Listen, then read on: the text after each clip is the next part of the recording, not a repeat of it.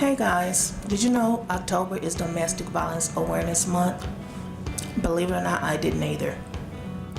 Watch the video with Tiff Jeff 069, who was talking to Coils of Love with a challenge for us YouTubers to get the word out about Domestic Violence Awareness Month and how we combine can put a stop to domestic violence. The crazy thing is, not everybody speaks up and not everybody makes it out. Well, that's why we're trying to spark this movement so that we can maybe encourage someone to speak up a little bit more, a little louder, and make it out of that situation. Last year at seminar, they showed this picture, 1 in 4 will be victim to domestic violence. And it really struck me hard because I was that 1 out of the 4.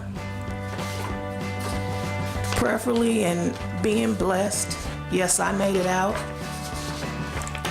but not everybody does.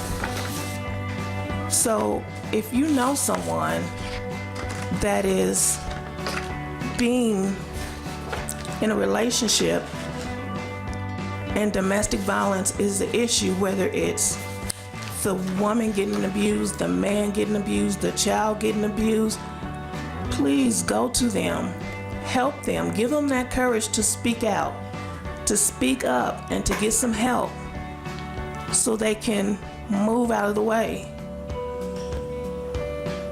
It's real, y'all. And pretty much you put 4 people together, 1, 2, 3, 4, one of y'all would have been a victim of domestic violence. And let me tell you guys, domestic violence is not just physical, it's mental as well. So I know there's people out there and you know someone that's going through this, but you may be turning a blind eye, like you didn't see it. Let's not turn any more blind eyes. Let's get this awareness out there. Let's help these people that are dealing with domestic violence come up out of that situation. The one incident that happened when I was a teenager, it could have ended very badly. Because at that point, I went in the kitchen and I started looking for knives to protect myself. But I promise you, everywhere I looked and I knew there was a knife, I didn't see anything. Didn't see not a thing, just the cabinet, just the stove or whatever. Later on, after things had calmed down, he was gone. I went right back in the kitchen, and everywhere I looked, that knife or those knives were there. God, y'all, intervened. Those knives were blind to me. He left. I moved on with my life. And the realization is, not a lot of people are able to do that. One of my best friend's sister was killed due to domestic violence. So I've been mushy enough, and I can go on and on. But the thing is, we need to get the word out. We gotta help people. We gotta help each other before it's too late. So help someone speak up. Speak up for them. Call the police. Get them out of that situation. And most of all, spread the word. This is Domestic Violence Awareness Month. Spread the word. I challenge every last YouTuber out there, every last one of y'all, to either put something in their videos about domestic violence awareness or do a video itself about domestic violence awareness. Y'all strong together, we can do a whole bunch of stuff, but when it's one or two and we by ourselves, we can't get as much done. So I'm calling out some by name: Jackie Ina, Nikki Tutorials, Shameless Maya, Thrift Thick,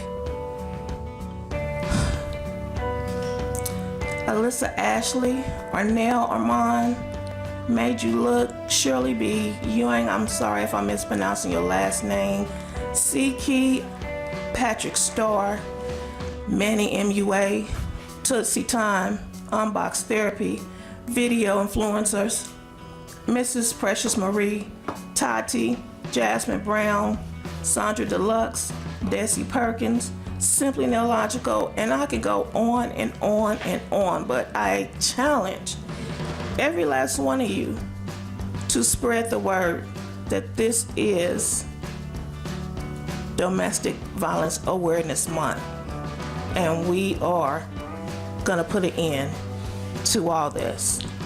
I love you guys. God bless. Talk to you next time. Hey guys, did you know October? Okay, that's Domestic Violence Month. Okay, so it's not only national, it's statewide, and I imagine also it's international. That's Domestic Violence Month. We have more for you to share with you concerning Domestic Violence Month later on in the broadcast. We'll get to that. We'll get back to that in a moment. But okay, I'm Hassan Rashid, and this is your Human Service News and Information. It's excellent being here with you, and it's such a great achievement to come into your lives like we do here daily at CCTV Cambridge. Okay, the buzz going around CCTV is the big media election event that's coming up this Saturday. That's at the Cambridge Public Library. It's CCTV's sponsored mini conference on the media and the elections. It's a very important conference, so you're invited to get on out there and come on out and participate in the media election mini conference to be held this Saturday at the main Cambridge Library. That's 449 Broadway Street right here in Cambridge.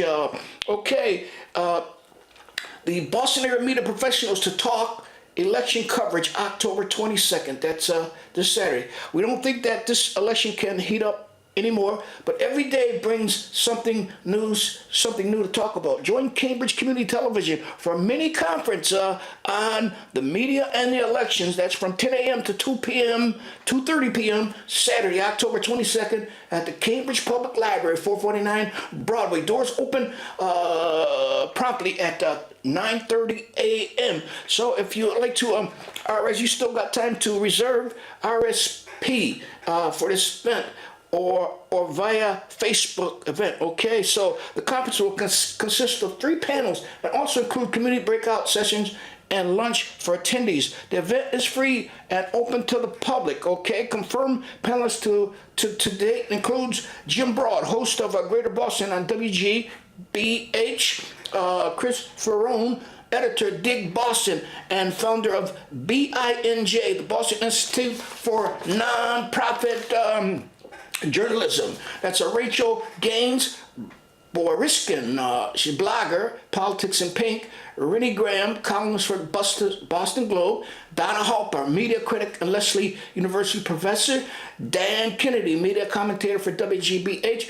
And Neiman Journalism Lab. Okay, Sarah Moad, co-editor of Mufta, Egypt, and North Africa pages. And Danny Ramos, columnist for the Boston Globe. So that's going to be the lineup for the panelists, okay, special guests for CCTV's mini conference on the media and election. That's coming up Saturday now, so don't you miss that. I want you to all come on out and check this out. Okay, since we're on the subject of media, I just got the word that there's a mass media expo headed to Boston, okay? And it's headed to Boston on November 5th, 2016. WGBH Boston, okay? So if you'd like additional information on this, you can call, you can access the website of massmediaexpo.com. That's massmediaexpo.com. So there's not too much information out on this, but it's going to be a big event concerning the media, the world of media. That's Mass Media Expo, November 5th, 2016. Okay, I'm Hassan Rashid, and this is your Human Service News and Information. Okay, I want to get this information out there right quick because at 5 o'clock today, that's at the City Hall, Cambridge City Hall, 995 Massachusetts Avenue, second floor, the Sullivan Chamber.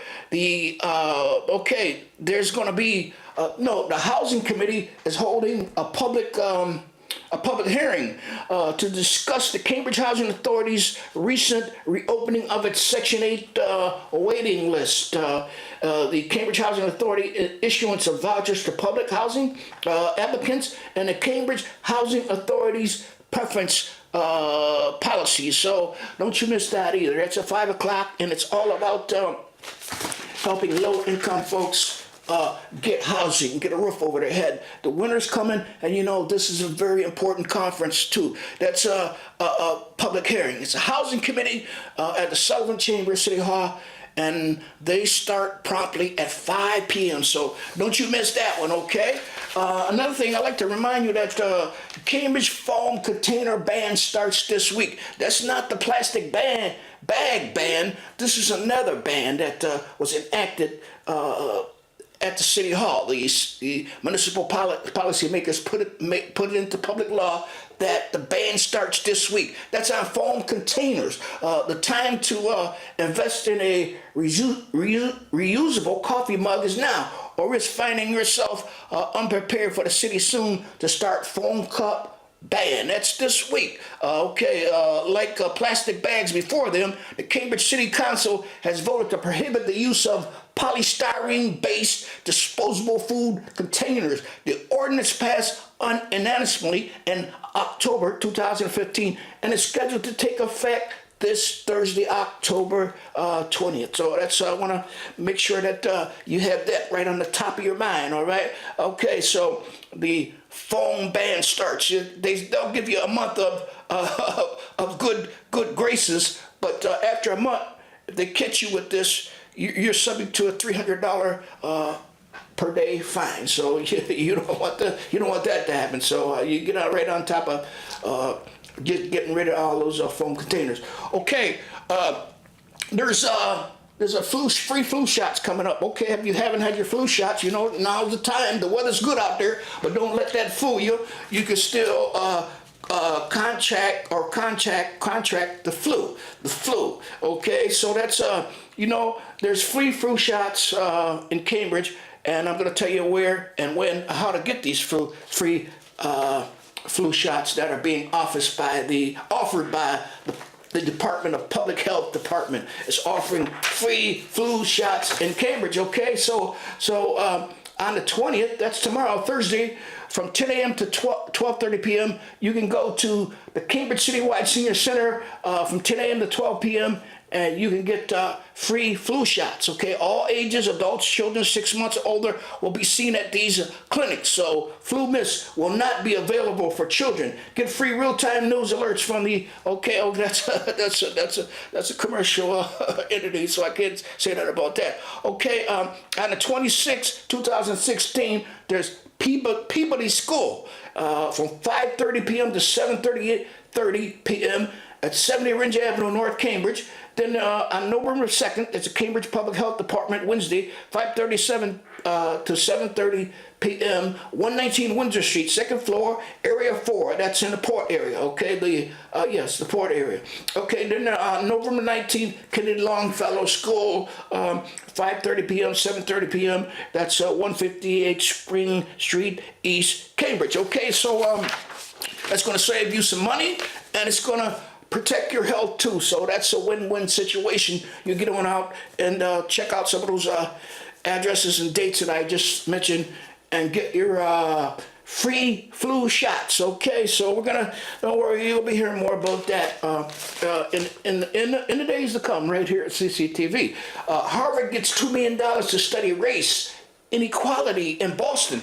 The race class and cumulative adversity project will send as many as 25 students into the community in Boston and around Massachusetts to gather information for a broad inquiry into kaleidoscope of factors shaping racial and economic equality. A center at Harvard University devoted to the study of people of African descent has received a $10 million donation from its namesake financier, Glenn Hutchins, for projects including the study of poverty, inequality, and race in Greater Boston, most impoverished neighborhood. The race, class, and cumulative adversity project will send as many as 25 students into communities in and around Boston and around Massachusetts to gather information for broad inquiry into the kaleidoscope of factors shaping racial and economic inequality. Okay, Hutchinson said Wednesday that he believes there have not been enough resources devoted to investigating those challenges which the nation is struggling to understand. Okay, there's a revolutionary practice of public storytelling addressing violence against women, okay, through community conversation, discussion, question, answer with Kathleen Cash. That's October 19th. As a matter of fact, that's tonight at the Cambridge Main Library Lecture Hall, 449 Broadway.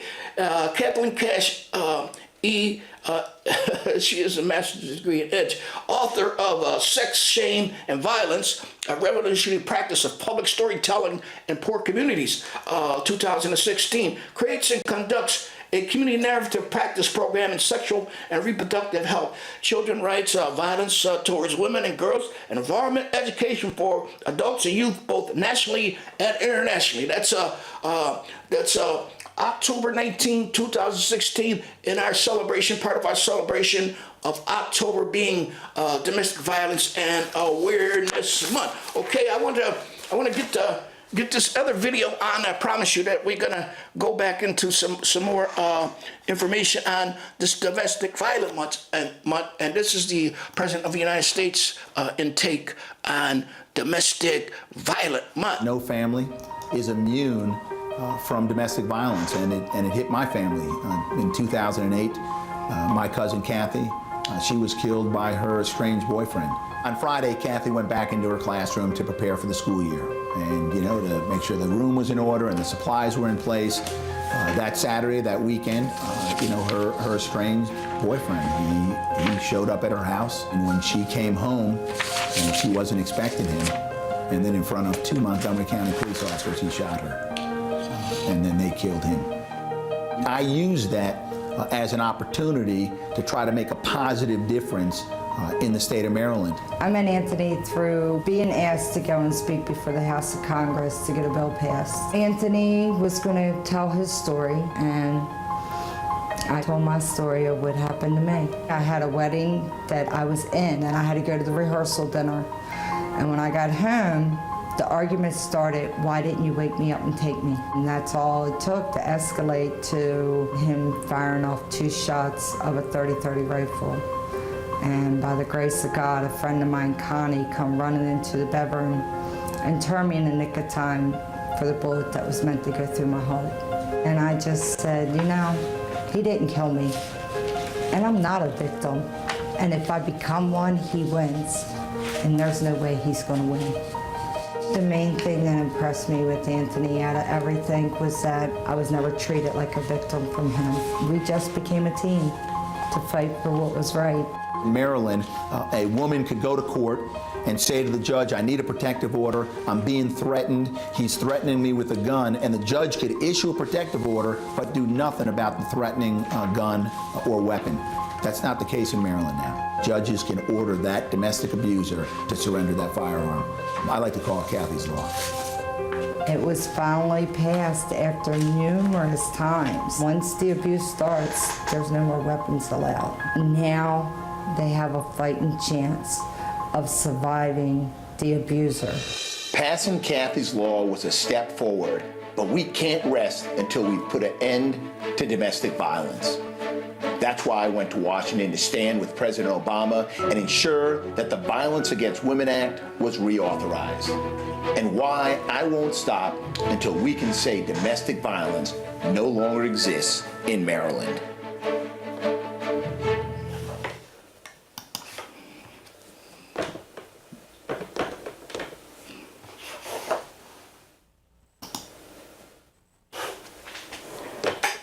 Okay, that's what it's all about, getting the word out there and how to protect our young girls, our young women, and our old ladies against this atrocious acts of domestic violence. Okay, the PBHA Annual Alumni Week, that's October 28th to October 29th. Tickets available now. So join us in less than 2 weeks. That's tickets are available, still available at the Philip Brooks House.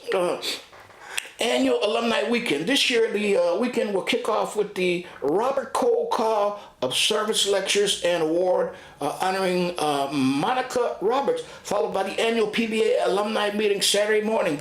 We are excited to honor Maria Salas Mendoza, 90, as our outstanding alumni, and Robert Hurlbut, 59, as an outstanding supporter at the Alumni Luncheon on October 29th. So that's the Philip Brooks House Association Annual Alumni Weekend, October 28th to 29th, and tickets are available. So if you'd like additional information on how to pick up on some tickets for this event, you can contact Dominus Gray at pbha@pbh.org.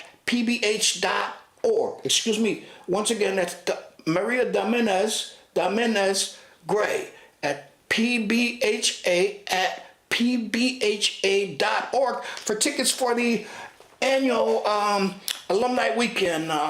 That's the Philip Brooks House Alumni, an annual alumni weekend. That's what they call it. So that's October 28th, 29th, and I know a lot of you out there in the viewer space are aware of this event because it's been like perennial event here in Cambridge for years. Okay, that's Monica Roberts, aka the Transgoit, is a native Houstonian and award-winning blogger, writer, and trans human rights advocate. She's the founding editor of Transgoit, and her writings has appeared at the Bellarico Project, Emily.com. So she'll be the featured keynote speaker or guest, however you want to say it. Okay, so you make sure you get on out there. That's the 28th, 29th, last weekend of October. Okay, that's day before Halloween.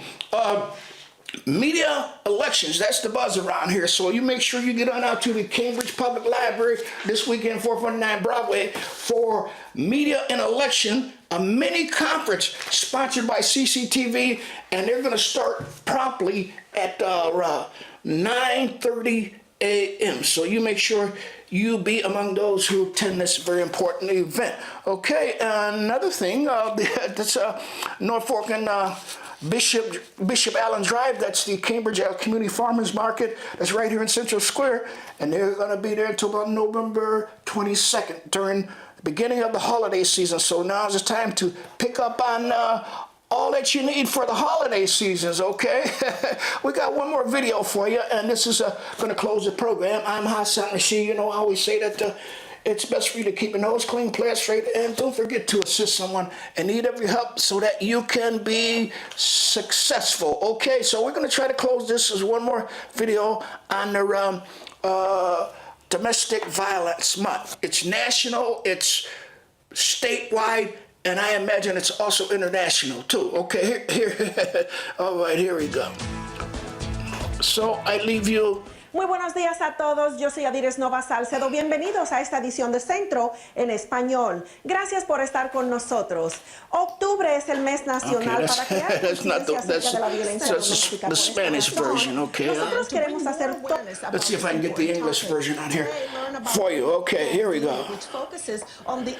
So I leave you with the international cordial and greeting of peace, and that's peace and sanity be unto you. Awareness about such an important topic. Absolutely. Why don't you start telling us a little bit about the fact that purple is the in color right now? It is definitely. You're wearing the purple? I should am. have purple. You should have. I actually have something in my car for you, but yeah. So purple is definitely the in color this month. It is the representation of domestic violence awareness. So if you see more purple around than usual, please understand that it's to heighten awareness on this issue. 1 in every 4 women are affected by this issue of domestic violence, and during the month of October, folks, agencies, shelters, representatives, advocates try to heighten awareness, victims and survivors try to heighten awareness around this issue so that folks can become more aware of the ways that they can be part of the solution, ways that they can plug in and help, and ways that they can help victims and survivors in their midst. Well, Laverne, I understand that 92% of women in Massachusetts alone, here in Massachusetts, have experienced some form of domestic violence on the street. It's a huge staggering. It's a huge staggering number, and so one of the initiatives that we took upon ourselves was starting to brown bag lunches and care packages so that we could go out and distribute to women that may be affected by this epidemic. And we don't ask, we don't discriminate, but a lot of women that we come into contact with end up sharing their stories. We just wrapped up our brown bag and care our fall initiative this past Monday, Columbus Day, and we were out there, and one woman started to talk about the fact that her abuser was set to be released, and she wasn't sure where she was going to go because he knows exactly where she stays at the homeless shelter, but she's not safe there. And you're right, and so she's afraid that the restraining order wouldn't kick in, and that's where we offered resources for her to be able to go